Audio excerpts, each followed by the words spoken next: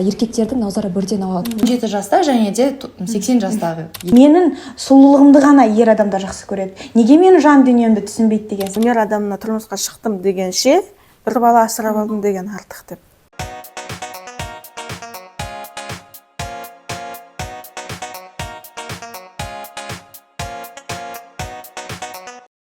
Сәлем достар, әдеби терапия каналында кезекті сеанс, және бүгінгі сеанста біз кино талдау жасайтын боламыз. Бүгінгі түсірілім Тұран университетінің базасында түсіріліп жатқандығын ескере айтқым келеді. Университетке көп-көп рахмет айтамыз. Бүгінгі талдауды Тұран университетінің студенттерімен, диплом алуға дайындалып жатқан жас пиар мамандармен жүргізетін боламыз. Қыздар, қош келдіңіздер. Рахмет. Енді бүгіндікке сіздер Нурикамал фильмін көріп таңдап келдіңіздер.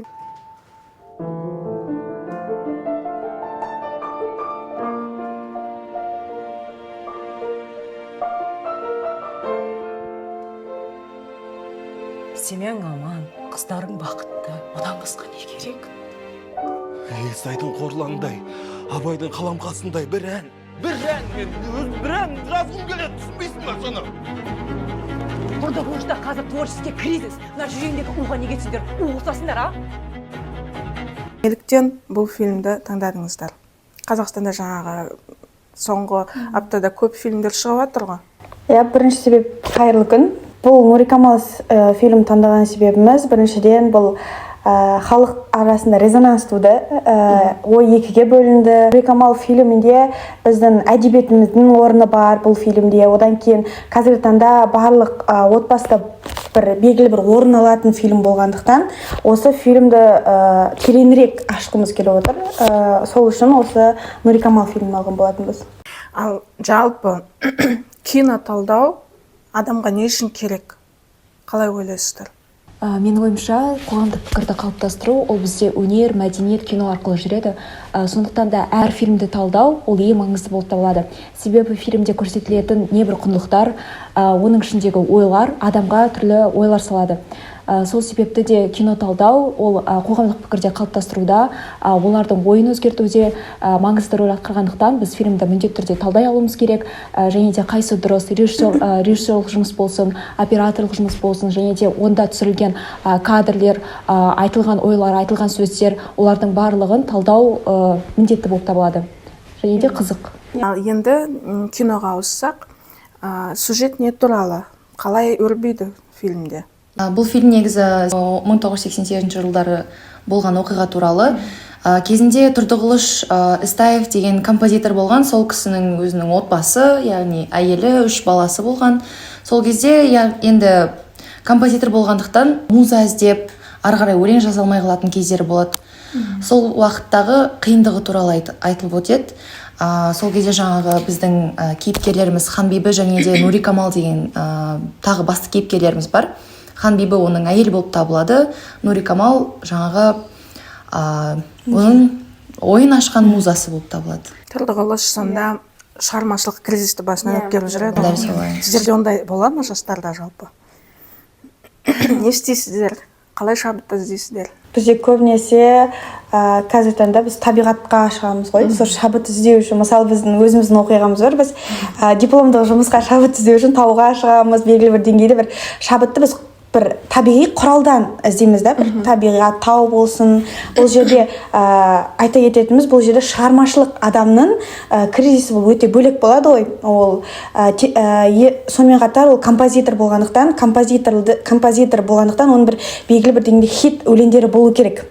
Яғни бұл жаңа Айсо айтып өткенде Нурикамалдың шығуы үлкен бір тарих. Яғни бұл белгілі бір отбасының бастан кешкен шынайы оқиғасы. Хит әннің туу туралы оқиға ғой. Енді сол маман ретінде емес, бірінші жеке тұлға ретінде қандай әсер алдыңыздар фильмді көргеннен кейін? Қандай ой түйдіңіздер?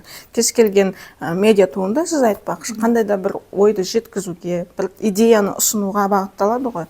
Сондықтан сіздердің жеке сезімдеріңіз қандай болды фильм көргеннен кейін? Өз басым, мен фильмді көрген кезде қатты ашынған болатын. Себебі жаңағы өзінің отбасы, айрандай үйіп тұрған отбасы бар, кереметтей 3 қызы бар. Жаңағы қазақтарда айтады ғой, қыздарың көп болса жәннатқа кіресің деген сияқты. Соған қарамастан жаңағы әйелі Ханбибі ақын. Сол кезде барлығы білетін ақын, бүткіл ауыл білет, облыс білет деген сияқты. Сол ақындығына қарамастан ол жаңағы үйіне қарап, балаларына қарап конкурстардан бас тартқан адам болып табылады. Бірақ та соны бағаламаған ер адам болып табылады. Мысал ретінде мен Гетені айтып өтіп кете аламын. Бәріміз білетін неміс ақыны, драматург. Ол 80 жасына таяп қалған кезінде өзінің әйелінен айырылып қалады. Қанша жыл бірге жүрген өзінде де басқа әйелдері болған, яғни былайша айтқанда музалары. Сол кезбен айтатын болсақ. Бірақ та сол 80 жасында шамасында жаңағы өзінің таныс бір дос құрбысы болған. Сол кісінің үй жағына барады қонаққа. Сол кезде оның ең үлкен қызы 17 жасарлық Ульрика деген есімді қыз болады. Сол қызға ол ғашық болады. Күнде оған гүлдер, шоколадтар апарады. Бірақ та енді Гете ма? Гете сол кісіге апарады. 17 жаста және де 80 жастағы еркек. Өздеріңіз ойлап көріңіздер. Жаңағы оның анасы, әжесі оған ештеңке айтпайды. Жарайды, жүре берсін, ештеңке етпес деп. Бірақ ақыр соңында жаңағы Гетенің баласы оған қарсы болып, немесе сен сол жаңағы қызды таңдайсың, немесе біздің отбасымызды таңдайсың деп айтады. Ол Август, Гетенің баласы, жаңағы Ульрикадан бірнеше есе енді үлкен. Соның ақырында жаңағы Ульрика өзінің ойын түйеді, мен ондайға дайын емеспін дейді. Бірақ та ақыр соңында жаңағы Гете қайтыс болады. Сол туралы Гете Мириам Набатская Элида деген атты өзінің шығармасын жазады.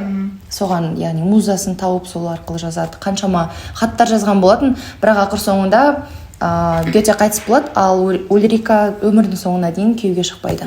Яғни ол басқа елден, еркектерден тура сол Гетенің махаббатын іздейді. Сол сияқты осы Нури Камал фильмінде де солай. Біз кино көруге барған кезде мен шынымен де кинодан шығып кеткім келді да. Бірінші көрген кезде, себебі бұл жерде актерлік шеберлік біріншісін айта кететін болсам, өйткені актердің шеберлігіне ол фильм өтті деп ойлаймын, кино. Актер сендіре алды. Оның көз қарасы Нури Камалға деген, оның барлығына эмоциялары, оған ғашық болу процесінің өзі бізге экраннан арқылы көрініп тұрды да. Біздің ішімізден жек көрушілік бір сезім ояна бастады. Неге олай болды, не үшін, қанша жаңа айтып өткендей, оның әйелі бар, 3 қызын туып берді, отбасының құндылықтарын, отбасының берекесін ұстап отыр олай ел деген сияқты бір белгілі деңгейде ой қалыптаса бастады. Ашулы болдық, не үшін деген сияқты. Одан кейін жалпы жаңа айтып өткендей, бұл жерде ең ашынған тағы да бір сәт, жаңа Ханбибі өзінің сол Нури Камал әнінің шығуға композитор қиналып отырғанын көреді да, ана әнді шығара алмай, айта алмай отырғанын көреді да, не айтқысы келгенін, сөйтіп ол әннің сөзін өзі жазады. Жылап, сол эмоциясын әлі де біздің ішімізде, ол сол сөзді жылап отырып жазады да, күйеуіне осыны жеткізгің келді ме деп күйеуіне әкеп береді сол сөзді. Яғни солай ол бұл Нури Камал әні туды, әйелінің көз жасымен жасалған белгілі бір хит өлең деп ойлаймын негізінде. Бұлай ойламайсыздар ма, жаңағы уақыт өте келе әйелі мен күйеуі ұқсап кетеді деп айтады қазір. Сол жаңағы күйеуінің бүкіл сезімін өзінің бойына өткізіп сезіне алғандықтан сондай ән шығарады деп ойламайсыздар ма? Бұл тұрғыда жаңа айтып өткендей, осы жайтта бізде резонанс туды дедік қой. Екіге бөлінді. Бұл не деген даналық? Әйелдің даналығы, бұл не деген бір сыпайылық, күйеуіне деген құрметі, махаббаты деген сияқты көзқарас болды. Бұл жерде менің көзқарасым, мен айтып өтетін болсам, бұл жерде ол ақылды іс-әрекет жасаған шығар әйел тарапынан, бірақ ер адам ол жолдан тайды ғой, ол отбасын бұзды ғой. Біріншіден ол дейтін, бұл өлең негізінде апай бір ғашық сері жігіттің өлеңі емес, бұл отбасы бар, бала шағасы бар, 3 қызы бар жазған ер азаматтың өлеңі да. Бұл жерде осы екеуінің айырмашылығы сода болып тұр да. Егер оның музасы, шығармашылық адамның музасы үйленбеген адам болса, жас жігіт болса, оған ғашық болған ол өлең болатын болса, ол басқаша көзбен қарайтын еді. Ал бұл жерде отбасылық адамның көзқарасы болғаннан кейін, бұл жерде сатқындықтың бір белгілі бір деңгейде тек өзін ғана ойлаудың көрінісі болып тұр да ер адам тарапынан. әйел адамның мейлі ол жерде Ханбибі даналық көрсеткен болар, өзінің сөзін жазып бір хиттің тууына бір әсер еткен болар. Себебі бұл жерде Ханбибі өзі кинода айтқан болатын, композитордың 100 деген өлең жазады, бірақ оны тек біреу ғана хит болады деп. Ойлаңызшы, мына жерде былай ойлап болады да, қанша қиындықпен өткен қасында әйелі туралы емес, оның хит өлеңі, музасы туралы. Ашындырады ғой. Қиын ғой. Әйел қанша дегенмен күліп, Нурикамалды шығарып салғанмен ішкі жан дүниесі Ханбибі не болғанын біз білмейміз да. Жалпы бағанадан бері муза туралы айтып жатсыздар ғой. Негізі муза деген ежелгі грек мифологиясындағы өнерді қорғайтын, өнерді қолдайтын құдай образы екен. Ал қазіргі заманауи жаңағы ортада ол белгілі бір адам ретінде қабылдаймыз. Біз белгілі бір адамды енді метафоралайтын болсақ, бір адамды құдай қылып алып, соған арнап жасап жатырмыз ғой. Қазақ әдебиетінде де, жалпы әдеби сала, мәдениет саласы, жазушылар, ақындар, композиторлар, әншілердің де сондай бір муза десе шығармашылығы бір өршіп кететін кезеңдер көп. Шабыт беруші құрал ретінде ғой, негізінде муза деген апай. Сіздер сол муза туралы не айта аласыздар? Мысалы ретінде айта кетсек, ол жерде Тұрдықылыш көбінесе еркектер көзбен жақсы көреді. Нурикамал Сейітжанқызы келген кезде, кинода көрсеткен кезде, мысалға машинадан түскеннің өзінде де еркектердің назары бірден ауады. Өйткені шынымен де ол кісі өте сұлу болған, өте сұлу, өте дана кісі болған. Сол кезде бүкіл еркектердің назары ауады, және де оған Нурикамалға облыс басшысы ғашық болады. Облыс басшысы ғашық болады, және де сол жерде түрлі Нурикамал үшін төбелес болады деген секілді. Бұны біз сіздер кинодан көре аласыздар. Және де ол облыс басшысы ішіп келіп, яғни Нурикамалға келген кезде Нурикамал қатты ашуланады, және де кәдімгідей жылайды. Жылаған кезде оның бір сөзі бар: әйелдің сұлулығы ол соры немесе бағы деген. Көбінесе Нурикамалды оның сұлулығы үшін жақсы көрді. Бірақ енді Нурикамал Сейітжанқызының өзінде де кинода байқасаңыздар, кішкене болса Тұрдықылыш Истаевқа сезім болды. Себебі Тұрдықылыш оның жан дүниесін бір жағына түсіне алды. Себебі Ханбибі Есен Қарағызына сіз енді жігіттің төресін өзіңіз алып алыпсыз деген секілді сондай сөз айтқан болатын. Енді Нурикамал Сейітжанқызында біз сезім болмады деп айта алмаймыз. Сезімі шынымен де кинодан да кішкене болса да білінді, көрінді.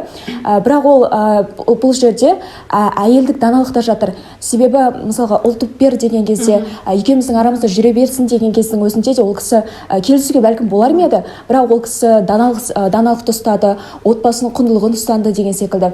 Сондықтан да біз бұл жерде Нурикамал Сейітжанқызының даналығын да көре аламыз. Ханбибі Есен Қарағызында бұл жерде менің ойымша бұл кинода қазақ әйелдерінің даналығы сипатталады.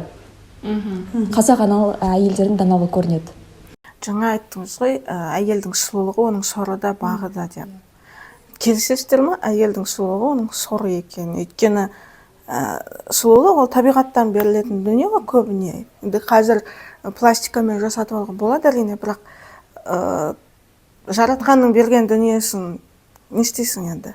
Басқалар дұрыс қабылдамаған үшін сен кінәлі емессің ғой. Ер адамдардың тарапынан ғой, ол енді сұлулықты жаңа бағы немесе соры болу, бұл қабылдаушы адамның тарапынан ғой. Мысалы, біздің оның ер адамның музасы әйел адам.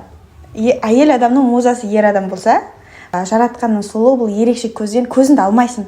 Шынымен де. Біз актриса Нурикамалды таңдаған кезде, Фариза ескерместі, біз де оның сұлулығын таңғалдырдық. Біз де оның сұлулығынан көз алмаймыз. Яғни бұл жерде қабылдаушы адамнан басталады ғой. Ер адам ол сұлулықты қабылдайды. Жаңа айна өткенде, яғни ол жылады шынымен де.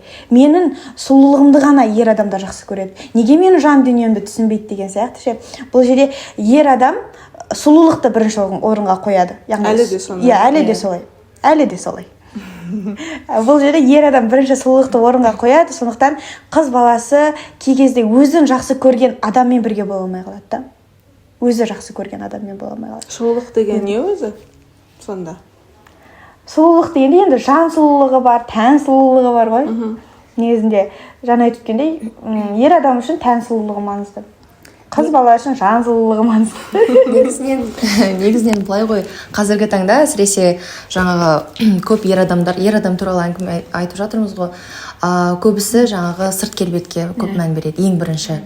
Одан кейін мысалы олар сөйлесіп тани бастағаннан кейін жаңағы жан сұлулығын көре бастайды, яғни ол расында да сондай адам бекен, сырт келбеті ішіне, жан дүниесіне бірдей сай мекен, бір-бірімен келеді мекен деп ойлайды. Бірақ та негізінен барлық әйелдің жаратылысы енді сұлу, әдемі болып табылады, бірақ та оны бағалай білген еркектер өте аз.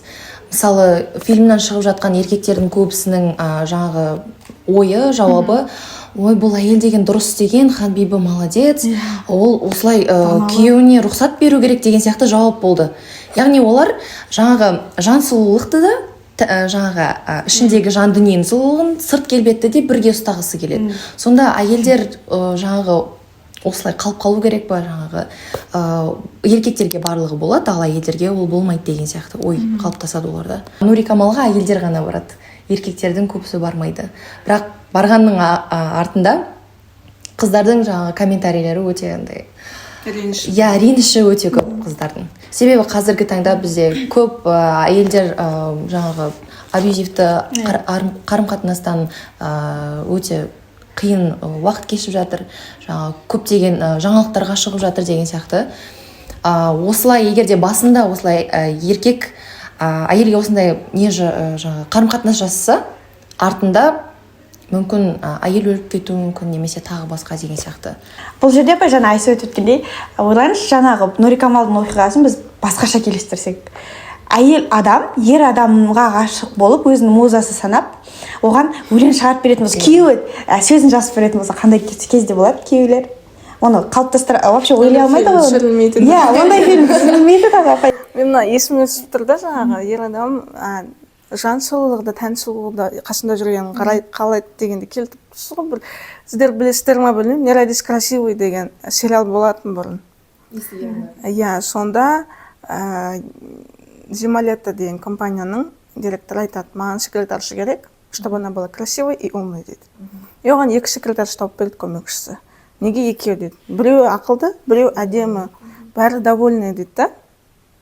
Бірақ бір өкіндіретін нәрсе ғой, шынымен де екі нәрсені екі бөлек қарастыратындығы адамдардың. Сериалдың соңында ақылды секретар өте сұлу болып шығады. Өзіне қарай бастайды, ол өзін бірінші орынға қоя бастайды. Өйткені оған дейін ол бәрінің көңілін қарап жүрген қыз еді ғой. Міне қателік осыдан шығады қыз баласының, соңында сол компанияның директорына дейін көтеріледі, мысалы. Ақылымен де, сұлулығымен де алады. Міне сіздер де жаңағы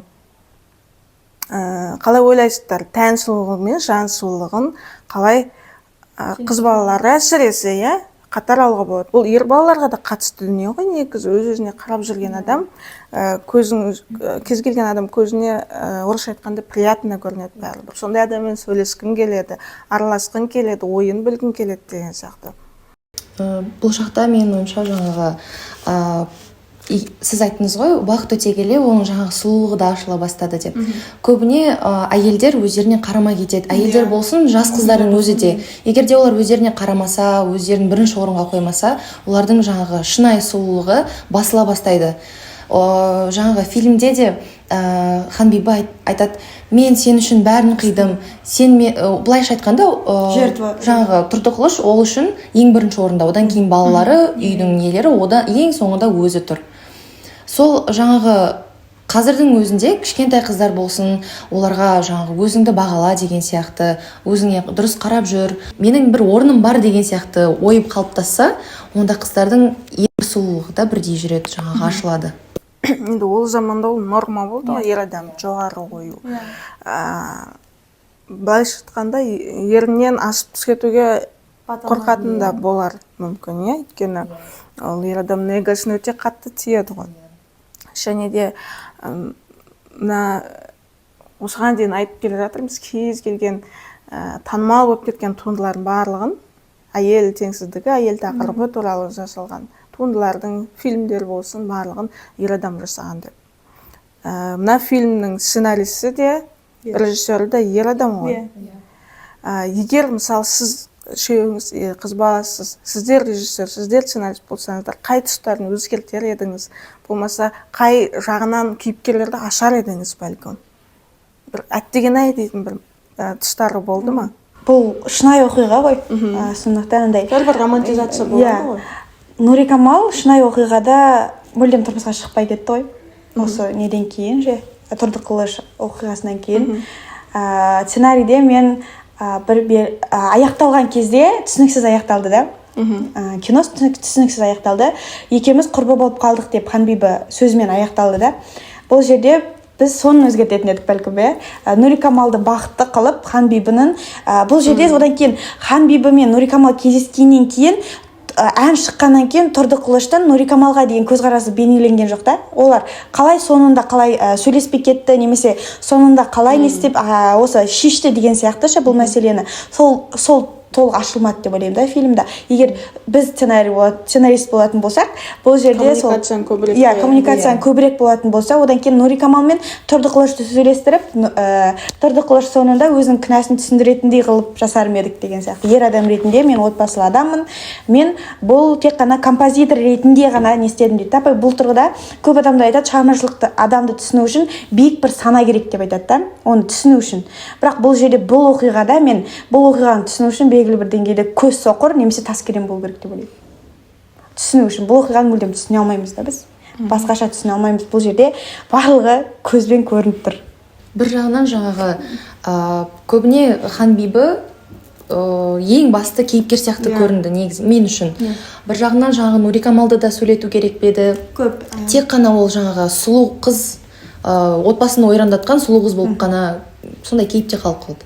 Ал мүмкін оны сөйлетіп, жаңағы даналығын, шын даналығын көрсететін болсақ, мүмкін адамдарға Нурикамал басқа кейіпкер ретінде көрінетін беді деген ой бар менде. Неге Ханбибіні бас кейіпкер сияқты соның атынан сөйлейді ғой фильм, соның атынан жүріп, соның сторителлингі ғой, былайша айтқан кезде, біздің тілде. Неге сол Ханбибіні көрсеткен, соның оқиғасы етіп? Менің ойымша, Ханбибі Есенқарақызы ол жерде әйелдің даналық ретінде көрсетілген образ болып табылады. Және де енді әйелдің егер де әйел осындай ситуацияға түскен кезде қандай әрекеттер жасай алады. Мысалға, жай ғана әйел болатын болса, ол Ханбибі Есенқарақызының орнында, егер ол кісі шығармашыл адам болмаса, онда бұл оқиға бәлкім жанжалға айналып кетер ме еді. Ал бұл жерде ақын екеуі де мысалға шығармашылық адам болып табылады. Ханбибі Есенқарақызы да. Ханбибі Есенқарақызы бәлкім, яғни Нурикамал, бәлкім ол кісіге Нурикамалдың да сұлулығы, немесе екеуінің арасындағы, мысалға, Тұрдықылыш пен Нурикамалдың арасындағы бәлкім қандай да бір сезімдерде оған әсер еткен болу керек. Өйткені менің ойымша, сіз Нурикамал әннің сөзіне мән беретін болсаңыз, ол Нурикамалды өте жақсы сипаттайды. Әннің сөзіне мән беретін болсаңыз, жоғары сипаттайды. Яғни ондай сөздердің тууы да белгілі бір, мысалға, шабыттан келеді. Енді бәлкім ол жерде, мысалға, ашу ыза да бар, ашу ыза да бар, бірақ оны енді менің ойымша үлкен даналық ондай әдемі етіп жеткізе білу. Ханбибі Есенқарақызы негізінен енді отбасында ерін қаншалықты көтергенмен бәрібір де қоғамда Ханбибі Есенқарақызының беделі біршама жоғары болып табылады. Оны кинодан да байқайсыздар. Ханбибі Есенқарақызы мысалға Фариза Оңғарсынова келгеннің өзінде де менің қандай сұлу, қандай ақын Ханбибі қызыма келе жатырмын дегені, облыс басшысының Ханбибіге хабарласқан, Ханбибіні арнайы шақыртқаны деген секілді. Оның барлығы Ханбибінің беделі қоғамда біршама жоғары болып табылады. Ал Тұрдықылыш мырзаның орны біршама, яғни төмен ретінде көрініс табады. Жалпы мына мен студент кезінде Үмбетбай Уайдин деген сатирик жазушы болған. Енді көз тірісінде сол кісімен сұхбат алуға үйіне барған болатынбыз. Сол кезде бәйбішесі дастархан жайды бізге, кәдімгідей қонақ қылды сыйлап. Сол апай айтқан, сол кісіден сұрағанбыз, жазушының өнер адамының әйелі болған қандай апа деп.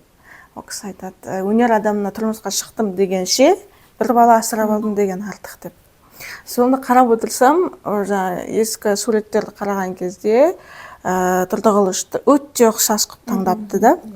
Екі актриса қазіргі біздің кездегі Қазақстандағы сұранысқа ие сұлу ханымдар болған екен, осылай таңдаған. Енді фильмнің шыққан көп көрерменнен естідім былай. Көбісі жазып та жатыр, айтып та жатыр. Ал енді екеуі де күйеусіз қалды, не болды ал деген сөз көзім шалып қалды да. Сонда менде сұрақ туындады, күйеусіз қалса не болыпты деген. Неге бұл әлі де қыз баласының қоғамда орнын тіреп беретін, әлі де сондай точка болып тұр? Сіздердің ойларыңыз қандай? Мысалы, кеше айттық қой, егер Ханбибі керемет ақын болып, күйеуі жоқ болса, онда оның беделі ондай болмас еді дегенде күдіктер болады. Неге бізге іле береді? Күйеуге шығу керек деп. Әйел адамның келген миссиясы тұрмысқа шығу, бала бағу, үй шаруашылығымен айналысу деген сияқты бір менталитетте сондай қылып қалыптастырып қалған да көзқарасты. Ал бірақ қазіргі заманда, өзіміздің 21 ғасырдың қазіргі заманның жастарында ол басқаша. Қыз баласында басқаша да. Ол бірінші кезекте қыз баласы өзінің армандарын орындауға тырысады қазір. Ол шетел көріп, өзінің бір деңгейде балалық армандарын орындауға тырысады да. Бірінші тұрмысқа шықпау үшін гештальт дейді ғой. Сол гештальттарын жауып алғаннан кейін бірақ өзіне сай ер азамат іздейді. Бұрын ер азаматтар қыз баласын іздейтін болса, қазір қыз баласы ер азаматтар таңдайды негізінде. Өзінің амбицияларын толық қанағаттандырғаннан кейін сауық қарым-қатынасқа түсу мүмкіндігі жоғары дейсіз ғой. Қызық екен. Енді ары қарай кәсіби талдауға кіріссек, фильм туралы пиар маманы ретінде не айта аласыздар? Пиар команданың жұмысы қандай болды осы фильмге қатысты? Режиссердің жұмысы, сценаристің, оператордың жұмысы қандай? Қандай да бір кемшін тұстарын байқадыңыздар ма? Немесе керісінше мына жері өте ұтымды болды деп айтасыздар ма? Мен мысалы бүгін таңертең ғой бір кісінің талдауын көрдім да. Айтады мысалы,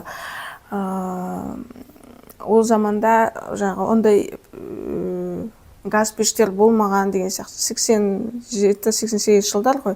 Сол атмосфераны толық бере алмаған секілді заманауи құрылғылар көрініп қалды дегендей пікір айтыпты. Сондай бір байқаған детальдарыңыз бар ма? Былай қарасақ, мен мысалы реклама жағынан айтатын болсам, әншейінде фильмдерде мысалы рекламаның бар екені байқалынбайды. Бірақ та біз реклама демекші шай бар екен. Ондай шай 80 жыл болған жоқ қой деп бір кісілер. Сол жаңағы көршісі кеткеннен кейін Тұрдығылыш екеуі Ханбибімен шай ішейін деп жатқан кезде шкафтан жаңағы апамның шайы деген шайды шығарады. Сол кәдімгідей аты жазылып, жаңағы реклама болып тұр. Мен өзім байқаған тек бір реклама болды, бірақ та енді бір жағынан осындай тарихи фильм болғандықтан бұрынғы заман көрсеткен жаңадан шыққан шайды көрсеткен бір түрлі деп ойлаймын. Актер, актрисалардың образдары оған келеді. Сол жылдардағы киімдерге, шаш үлгілеріне, боянғандары барлығы келеді. Костюм бойынша суретшілердің жұмысы жасалған. Жаңа сіз реклама туралы айтып жатсыз, мысалы Корея елінде жарнама жасауға жаңағы рұқсат берілмей ма, сондай бір заңдары бар өздерінің. Сол себепті олар драмаларды, фильмдерді пайдаланады екен. Сол жақта өздерінің тауарларын көрсетіп қалады. Бір-екі секунд кадр болса да, сондай амал жасайды екен. Енді бізде ондай қысым жоқ қой негізі, былай қарасаң расымен де. Кәсібилік тұрғыдан бұл Нури Камалдың несі жанамасы жақсы жүрді. Себебі резонанс туды. Кәдімгідей халық арасында резонанс туылды. Мысалы бізде мынандай болады да, кино шыққан кезде адамдар барады да өзінің отзывын айтады, ой, нашар, 0, бармай-ақ қойыңдар деген сияқты өздерінің отзывтарын айтқан кезде бізде уже барғымыз келмей қалады да ол фильмдерге. Одан кейін болмаса телеграм-каналға салып қояды, сол бүкіл фильмнің барлығын түсіріп деген сияқты. Бұл жерде осы жағынан көп әрекет жасалған. Нури Камалды мысалы отрывоктарын көрсек те біз түсінбейміз да не болып жатқанын, басы қалай болғанын, оның аяғы не болып жатырғанын.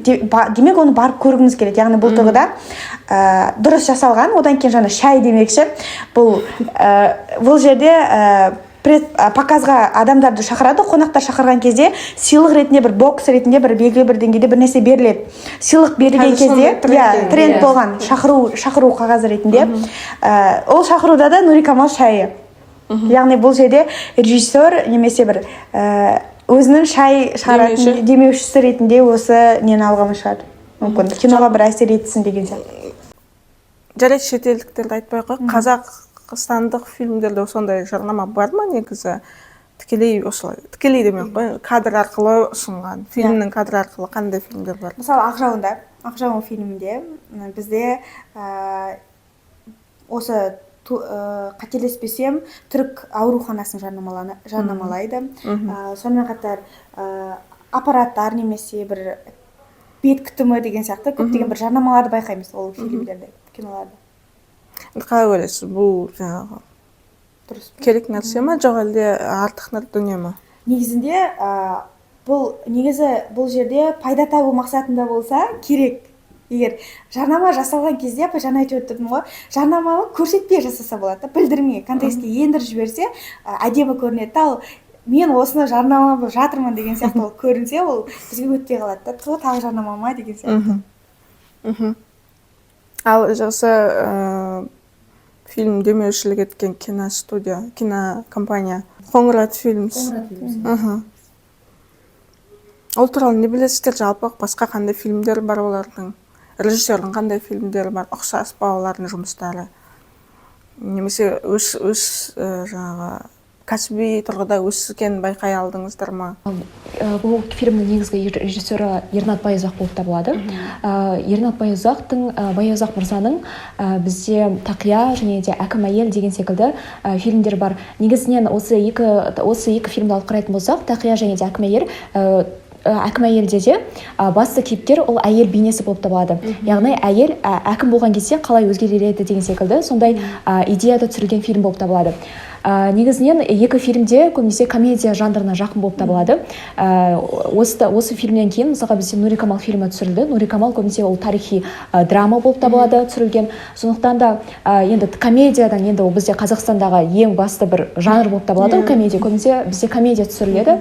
Комедиядан кейін осындай тарихи драма түсірілген. Енді ол бізде ол режиссердің бірінші бәлкім бастамасы болып табылады, бірақ бастамасы болғанның өзінде де ол жердегі мысалы жайлаудағы кадрларды алатын болсақ, екеуінің арасындағы кадрлар, мысалға Тұрдықылыштың қараған кадры деген секілді.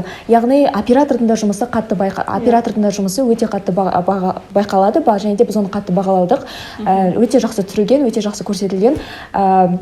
Бұл жерде негізінен Ернат Байұзақтың негізінен режиссерлік жұмысы өте қатты байқалды, себебі актер мен актрисалардың таңдауының өзі кәдімгідей өте басты фильмде басты рөл ойнады. Негізінен осы актер мен актрисалар құрамынан біз негізінен алысым шексіз фильмді өте жақсы эмоциялармен алып шықты, жеткізе білді көрерменге. Себебі резонанс тудудың өзі ол актер мен актрисалардың шеберлігінен ғой. Егер ол фильм бізге өтпейтін болса, ол бір кинолардың бірі болып қалар мен. Кадрдағы адамның Және де бұл фильмде тек қана басты рөлде Ханбибі, Нурикамал және де Олжас Тұрдықылыш, яғни Тұрдықылыш мырзалар ғана емес, бұл фильмде яғни тек қана махаббатты ғана көрсетпейді. Бұл жерде коммунизм кезі ғой, коммунизм кезіндегі адамның сатқындығы, достың сатқындығы тағы да байқалады. Бұны бұл жерде де өте жақсы жеткізе білген. Мысалға Тұрдықылыштың жан досы болған, яғни сол кісіні енді жұмысқа алып келген, ол кісінің енді диплом болмаса да, сол кісі әнші болған, сол жерде мысалы ол кісі дирижер болған кезде, басшы болған кезде, бірақ енді облыс басшысы Тұрдықылышты енді жақтырмағандықтан, Нурикамалға көзі түскендіктен оны орнынан алып тастайды, басшылықтан алып тастайды, дирижерлықтан. Сол кезде сол досын қояды, и досының тіпті енді адамға негізінен енді басшы кезде байлық келсе, адам бірден өзгеріп кетеді, өзінің шыққан жерін ұмытып кетеді деген секілді. Сол жердегі кадрды андай достың қалай өзгеріп кеткендігі, қалай сатқындық жасағаны қатты байқалады. Бірақ енді ең соңында өзінің досы да опық жейді, себебі оның диплом болмағандықтан енді ол екі ортада қалып қалады. Сондықтан да бұл жерде тек қана махаббат емес, достықты да, коммунизмде де барлығын көрсетіле білген фильм болып табылады. Сол кездің бір көрінісі. Көрінісі. Ол кезде сондай болды ғой. Не сені сатады, не сені сатасың дегенде, иә. Ал қазір сондай жаңағы аяқтан шалылар әлде бар ма бізде? адами құндылықта болып тұр ғой. Біреуді көре алмау, оның жетістіктерін көре алмау, сен қанша жерден досың болып тұрса да оған сене алмау көп та қазіргі таңда негізінде адамдарда. Өзіңді сен, өзіңді алып шығар, еңбегімен ақылын екі жақтап дейді ғой абай. Яғни бұл ұстанымды жастар көбінесе қазір ұстанамыз да, негізі біз сол ұстанымды ұстанатын адамдармыз да. Яғни сол ұстанымды ұстанғаннан кейін біз көбінесе өзімізге сенеміз. Біреуге досына әрине сенеміз, біз белгілі бір деңгейде арта аламыз да оларға сенім, бірақ көбінесе бүкіл жауапкершілікті өзімізге алған дұрыс деп ойлаймын, себебі қазіргі заман соны талап етеді. Жаңа көре алмаушылық деген пендешіліктің бір қасиеті ғой. Жаңа негативті энергияны позитивке қарай жұмсау деген сияқты тақырыптар қазір қайттан сәнге айналып жатыр ғой. Сол көре алмаушылықты сол позитивке айналдырып үйренсек. Мысалы, Әмина менен күшті жазды бірдеңені, күшті істеді бір нәрсені. Сіз көре алмай жатсаңыз да, мен одан күшті істеймін деген өзіңе қарай, өзіңді дамытуға қарай. Иә. Солай жұмсап үйренсек деген ұсынысым бар.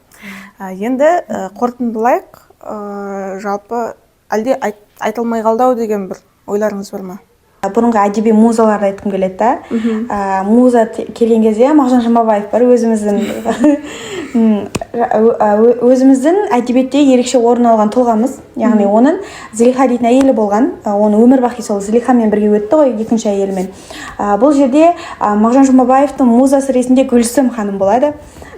Сол татар қызы, екеуі бірге жұмыста жасайды. Оның Мағжан Жұмабаев сол директор ретінде және қызметкер ретінде жұмыс жасайды, ал Гүлсім мұғалім ретінде. Ол Гүлсімнің бейнесі Нурикамалға келеді. Сұлулығы, тартымдылығы, одан кейін тәкаппарлығы. Гүлсімді солай сипаттайды да, тәкаппар, ешкім сөйлеспейтін, тіпті өзінің осы жұмысшылар арасында әріптестерімен де тіл табыспайтынын көрсетеді да. Соны байқаған Мағжан оған бірден ғашық болады екен. Оған ән арнайды, оның партасына ән жазып, 8 шумақты бірінші әнін жазып кетеді. Сондай әндерін жазу арқылы Гүлсімнің де Мағжанға сезім ашылғанын байқаймыз. Оған жауап береді, ең бірінші өлең шумақтарын арнайды. Кешіріңіздер. Яғни содан кейін Гүлсімнің жауап қайтаруының өзі тағы да бір оған Мағжанға деген көзқарасы бар екенін білдіреді да. Ең бірінші амандасқан адам сол жерде Мағжан Жұмабаев екен Гүлсімнің. Сөйтіп арада уақыт өтеді, екеуі бір-біріне өлең шумақтарын арнап жүрген кезде осыны байқаған сол Гүлсімнің күйеуі болады ғой. Күйеуі Гүлсімнің Мағжанға деген көзқарасын байқаған кезде ол қызғаныш болады да, көшіп кетеді сол ауылдан. Көшіп кетеді. Сол кезде Мағжан Жұмабаевтың қазіргі өлеңдері бар. Гүлсімге, Гүлсім ханымға, Қызылжардан ханым Гүлсім, Гүге деген сияқты өлең шумақтары бар. Яғни осының барлық өлең шумақтарын қарай отырып, Мағжан Жұмабаевтың шынымен де Гүлсімге өзінің музасы ретінде бір шабыт ашушы әйел ретінде қарағанын байқай аламыз. Қызығы, басында өзіңіз сұрадыңыз, өзіңіз жауап беріп отырсыз. Жаңында әйелдің әрекетін көрсеткен фильм ғой. Енді ер адам қандай әрекет жасады? Өзіңіз жауап беріп отырсыз негізі. Бірден радикальный шешімге кетеді, иә? Енді қорытындылай айтсақ, бұл фильмді көруге немесе көрмей қойыңыздар дейтіндей бір кеңестеріңіз болса көрермендерге. Меніңше бұл фильмді көру керек. Қандай жаста болсын көруіміз керек, себебі біз беретін дүниесі көп, және де бұрынғы заманда жаңағы достықтың, махаббаттың қандай болғанын көргіміз және білгіміз келеді, және де бұрын болған жаңағы қателіктерді қайталағымыз келмейді. Жаңағы сол сияқты сіз айттыңыз ғой, жаңағы көре алмаушылықты қалай басу керек деген сияқты. Ол кезде енді жұмыс орны аз болды, және де бәрі таласқан. Қазіргі таңда жұмыс орны көбірек, және де әртүрлі компаниялар тимбилдингтер жасайды, бір-бірімен жұмысшылар, коллегалар бір-бірімен жақсы қарым-қатынаста болсын деген сияқты. Сондықтан жаңағы бұл фильмді менің ойымша көріп белгілі бір былайша айтқанда инсайт алуымыз керек. иә, и жаңағы бұрынғы қателіктерді қайталамау керекпіз. Менің ойымша бұл фильм әрине көруге тұрарлық. Міндетті түрде көріңіздер, себебі бұл әрине бізде өмірде болған Қазақстандағы тарихи туынды болып табылады, яғни қазақ фильмі болып табылады. Сондықтан да осы режиссердің, Ернат Байұзақтың, осы команданың жұмысын бағалаңыздар, міндетті түрде келіңіздер, себебі біз енді қазақ фильмін өзіміз қолдауымыз керек, қолдауымыз керек, барынша демеу беруіміз керек. Және де бұл фильм негізінен қоғамдық пікірді қалыптастыруда жақсы басты, яғни рөл ойнайды. Мысалға фильмнің өзіне барған кезде, аудиторияны қараған кезде, ол жерде жастар да бар, үлкен кісілер де бар деген секілді. Яғни бұл фильм кәдімгідей яғни көрерменді жинайтындай фильм болып тұр. Сондықтан да әртүрлі жастағы. Сондықтан да келіңіздер. Мен де ойым қосыламын Амина Айсуға, себебі бұл фильм жаңа айтып өткендей қазақ драмасы бастан өткен шынайы фильм. Оның кейіпкерлерін біз білеміз, кейіпкерлерін өмірден көргенбіз деген сияқты ғой. Осының барлығын ұйқастырған шынымен де бұл кино командаларына керемет, жаңа айтып өткен тағы да айтамын, актерлік шеберлік өте керемет. Яғни оны шынымен де сезіну, сол уақыттағы адамның ғашық болуы, оның қабылдауын барлығы эмоциялар, түрлі эмоциялар осы фильммен көруге болады. Яғни демек бұл фильмді көру керек, әрбір қазақ көру керек, әйелдің орнын білу керек. Енді мен өз тарапымнан айтсам, кез келген өнер туындысы, медиа туындысы ол адам үшін бір демалыс құралы.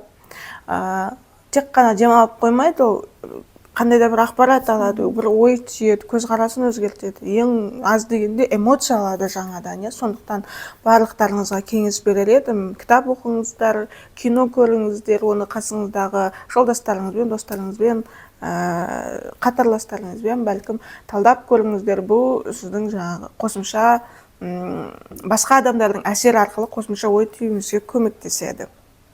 Бүгінге осы. Енді біздің көрермендерімізге айтарым, пікір қалдырыңыздар, бөлісіңіздер. Фильмді көрген болсаңыздар, сол туралы өздеріңіздің жеке пікірлеріңізді міндетті түрде қалдырып кетіңіздер. Және алдағы подкасттарда қандай туындыларға, қандай фильмдерге талдау күтетіндеріңізді міндетті түрде жазып кетіңіздер.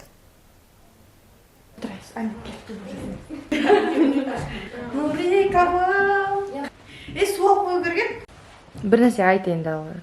Қайырлы күн достар, бүгін біз Нұриканал фильмінде Андай прикольный видеолар болады ғой. Артымызда бір әдемі бір нәрсе жазылып тұрғанда ғой. Тоже первый вариант дайындаңдаршы. Екеуі де атып отырсыздар. Тұрдығылышты жеп қойып көп естіген топ 3 сөз бір болып табылады. Басайын ба? Басылып тұр видео. Бекстейдж. Дубль 1.